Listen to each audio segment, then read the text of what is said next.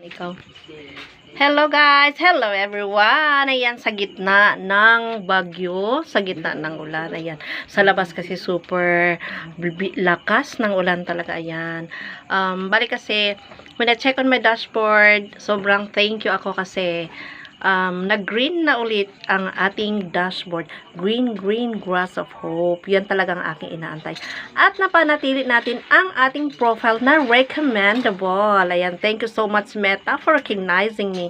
Ayan, kaya iniingat-ingatan po natin ang ating page or profile account para hindi tayo mapalo ni Danny Meta. Kasi nga, di ba nagtatrabaho tayo sa kanya, so dapat hindi tayo gagawa ng mga content na pasok sa mga sa mga violations niya.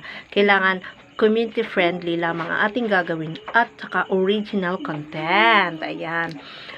Nagpapasalamat nga pala ako sa mga sumuporta sa akin, sa aking mga top fan, top share, sa aking mga reactors na nandiyan dyan, and also to my 13,000 followers. Unlock! Super thank you talaga. Ayan. Nagkaroon lamang ng 36 hours challenge ang PLDT, pero bigla nung paggising ko, ayan, nang dahil lamang doon sa ginawa kong isang video na yung me going to my grandchildren's school. Ayan. Thank you so much pala Daddy Meta for recognizing me as your content creator. At napanatili natin ang ating profile na recommendable. Ayan.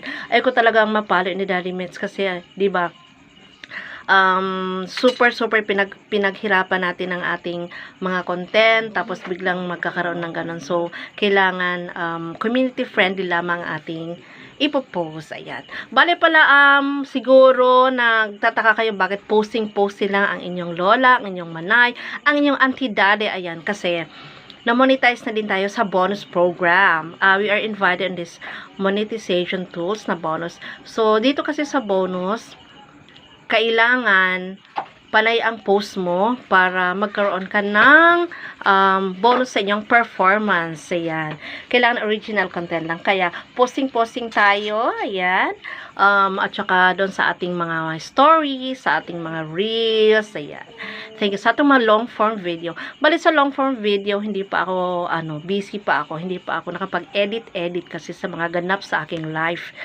Ayan. So, hindi ko pa yung mga pinopost ko doon, yung mga lang talaga, yung mga short video ng aking ganap ng aking activity, daily life talaga. Ayan.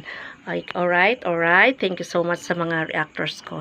At saka, gusto ko sanang i-shoutout si Ma'am Eden Paragas na laging nandiyan sa aking mga posting. Si Rose Ballesteros. Ayan, hello si Love. Si Ma'am Sally Kelly na namimigay din sa akin ng mga Starla. Ayan, si Ma'am Eden Paragas. At saka sino ba yun? Si Ma'am Elimangco Maysan. Hello, Ma'am. Ayan, super thank you at nagiging coach na kita sa aking e-loading business. Ayan, thank you so much. Good vibes lang tayo sa mga. At saka, kung mapagod tayo bilang content creator, huwag tayong sumuko. Pwede tayong magpahinga. Ayan, di ba? Pero never give up your dreams. Thank you.